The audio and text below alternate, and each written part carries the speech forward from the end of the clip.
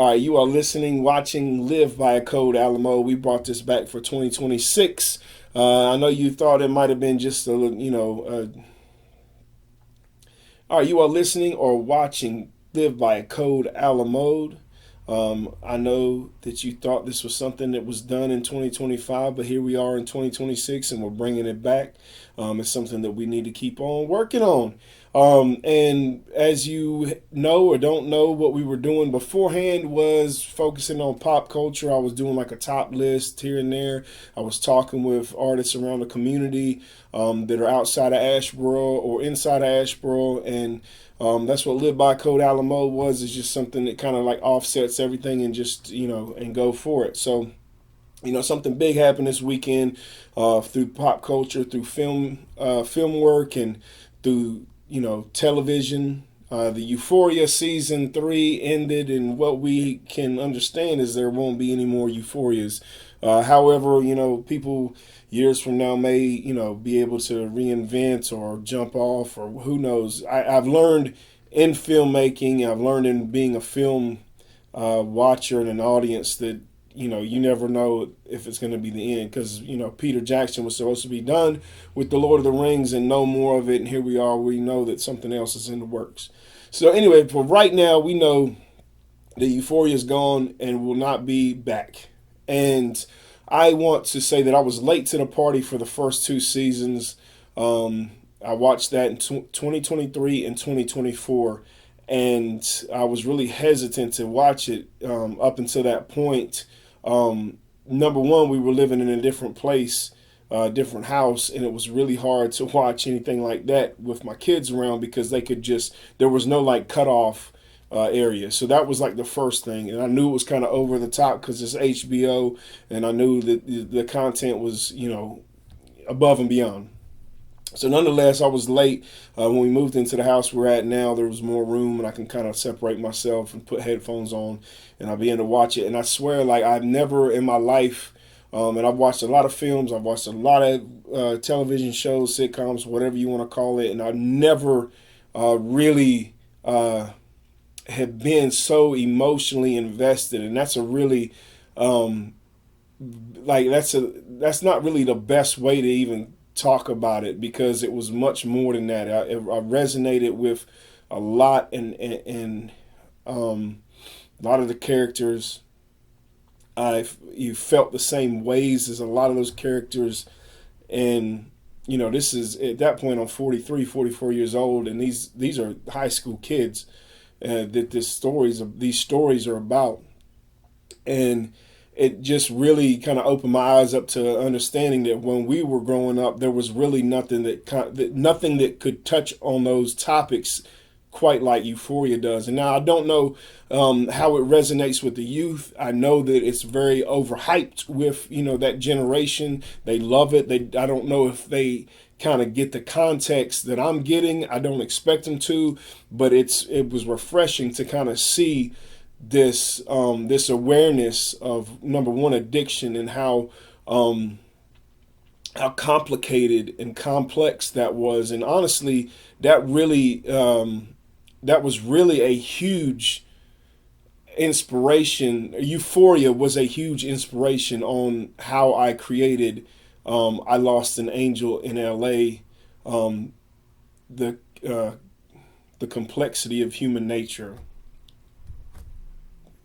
Man, I can't even remember the name of my own album, but it was so long. The complexity of human nature, I believe. Damn, I have to look this up now. Oh man, but it was such a incredible influence on that, because I really I battle with so many of those kind of issues and problems that arise with well,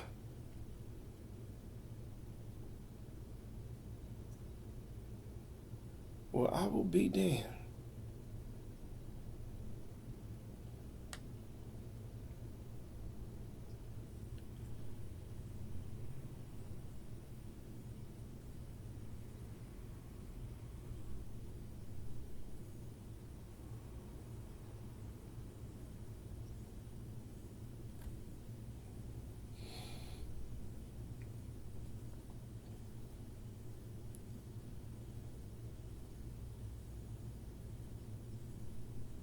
So this is gonna be something else that's gonna get me on another fucking tangent right now. All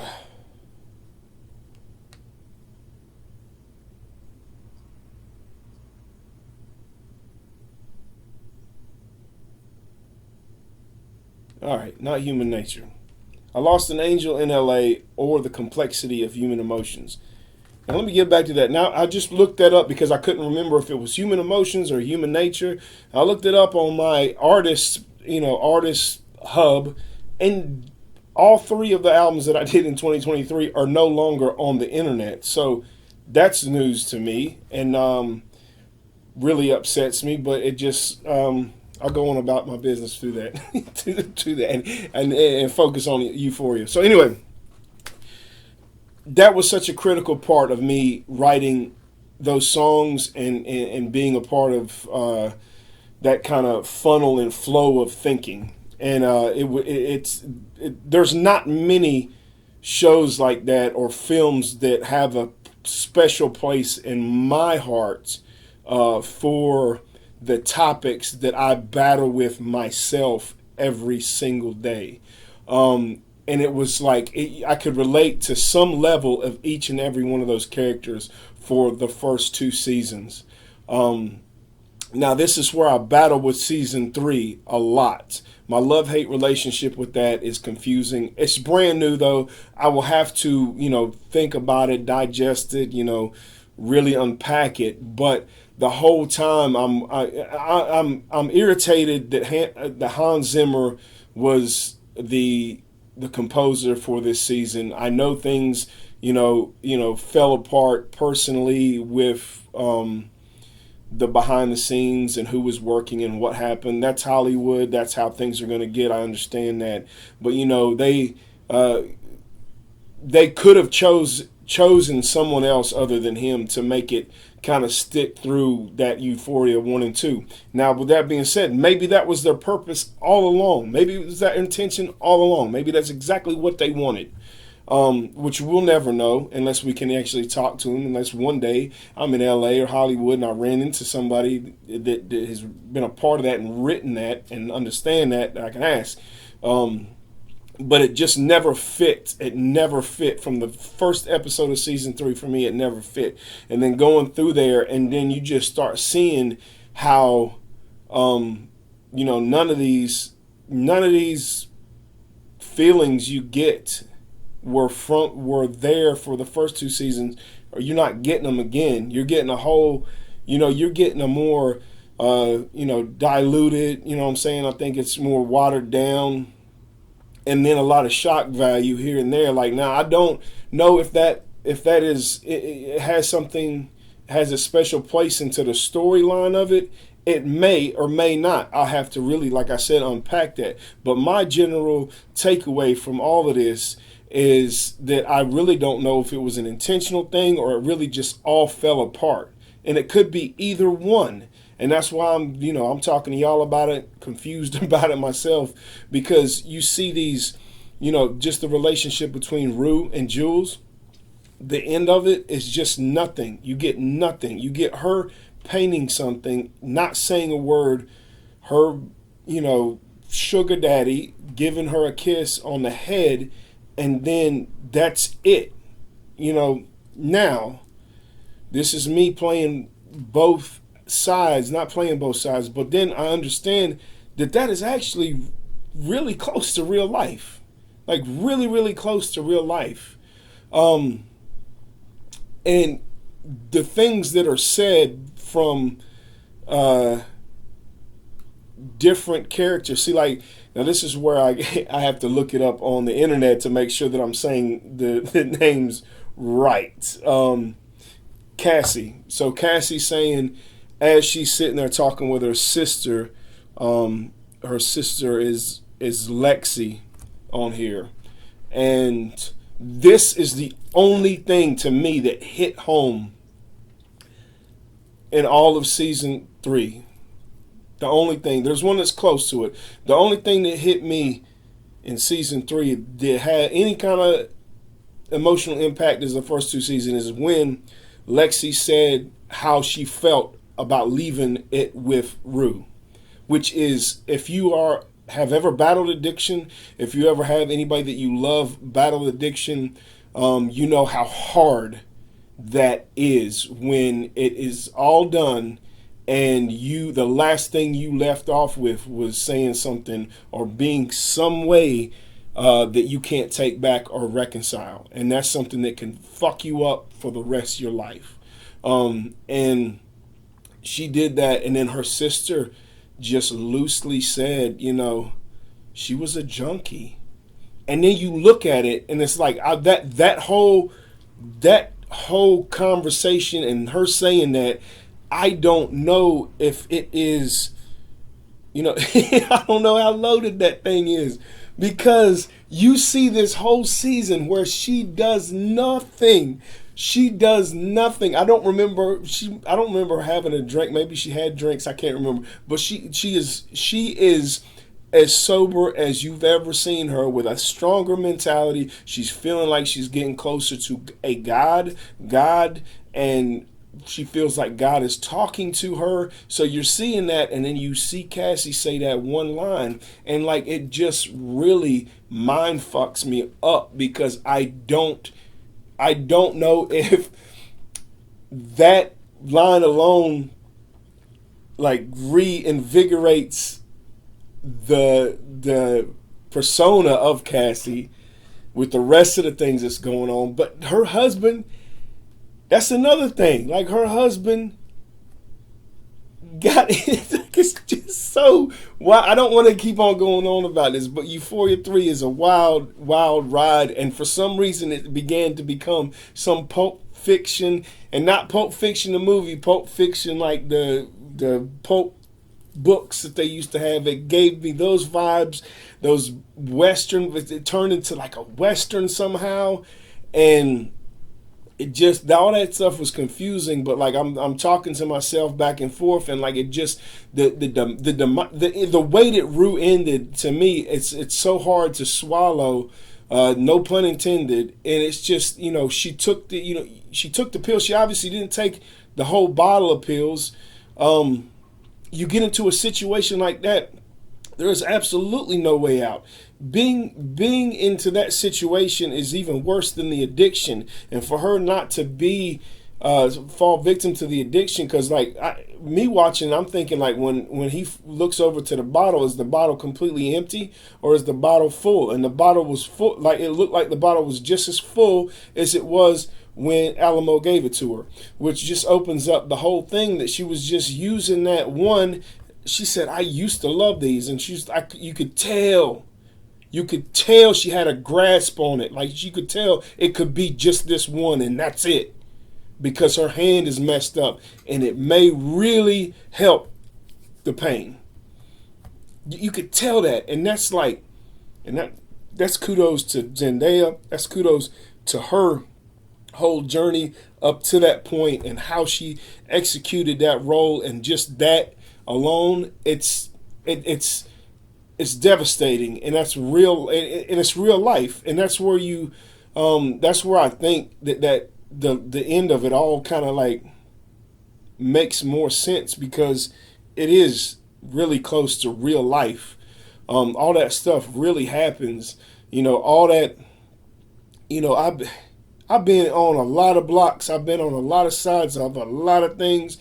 And like I said, that's what really resonated with me with the whole first 2 seasons. And then I'm seeing, like, once they're done with school and you got years later, you see these, they've got their whole life ahead of them. And then they all are fucked up at the end. Like, they're all like, they might not have died, but they're all like, it is nothing like they thought it was going to be. And that could be the brilliant part of it all. That could be really that master stroke. And I just don't know if I'm going to be able to really unpack it all. But that's where I see it. I've been, like I said, I've been around in situations so similar to some of the season 3. When just the houses that they go into, between Alamo and Lori. I think her name's Lori. I'm not going to look. Lori. Like those, that can happen. All that stuff can really happen, man. And it's, I just wanted to talk about it a little bit, let it out, put this out on Live by Code Alamo, do that, and let y'all know I've been thinking about it. I don't know, I don't know if I'll ever watch them all the way through again. I don't know if I ever will. I don't know if I want to. I just know that, when I talk about, when people talk about emotionally invested in these things, I think about, there needs to be a better word for that for me, for Euphoria, for me personally, because it was much beyond that. Like I said, I was emotionally attached to some of the, Game of Thrones characters, some of the characters in, the Ronin, certain characters, and just various things. Like, you get attached to them. I guess that is the difference. Emotionally attached and emotionally invested is a little bit more different, because the attachment is just like they're likable characters, and then the investment is, it's almost like you are equally as invested in the things that are working for and against them. And I think that's the brilliance with Euphoria. And with the redemption arc at the very end of it, there's spoilers everywhere, so I ain't even gonna worry about it this time. The redemption arc for Ali's character, that was the second thing that really made me feel like I was watching the first two seasons, when he had his speech saying it was his last meeting. That really, that was, I understood it. And that's, sometimes you need somebody to do a speech or write that into a film or a movie or a book or, a song, so that it kind of explain how you feel and help you define how you feel about situations. And that's pretty much it. Like, as somebody that is, for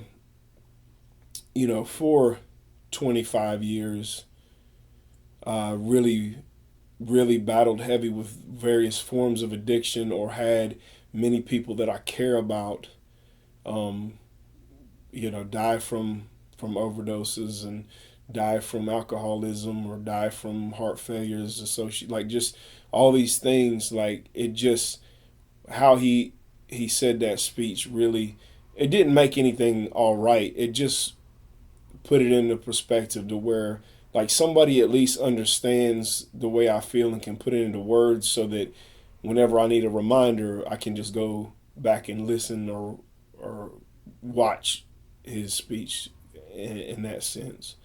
But nonetheless, it's, for me, it's one of the top, if not the top one for me, television wise, sitcom wise, shows, whatever. It is top. It could be the top one. I haven't, I don't sit around every day and be like, hey, what's my top 5? Even though sometimes I wish I would. Just when somebody says, what's your favorite, it's really hard to really pinpoint that. But, we won't have it again. And I listen to the Labyrinth songs constantly, because it puts me into, it transports me to so many times in my life. Like I said, I was 43 and 44 years old watching this, and really feeling like I was, feeling so connected to all these characters and all these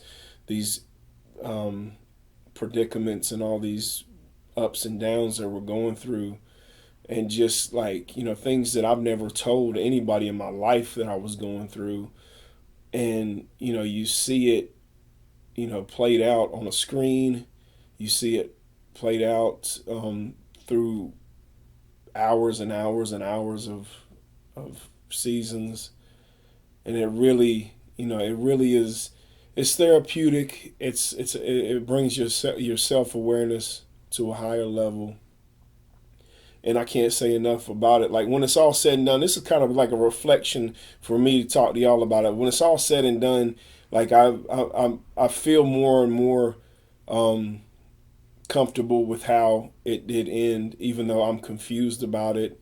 Really want to know how it turned into a Western, and how, all how, even though the powerful, how Alamo Brown and that whole crew, and then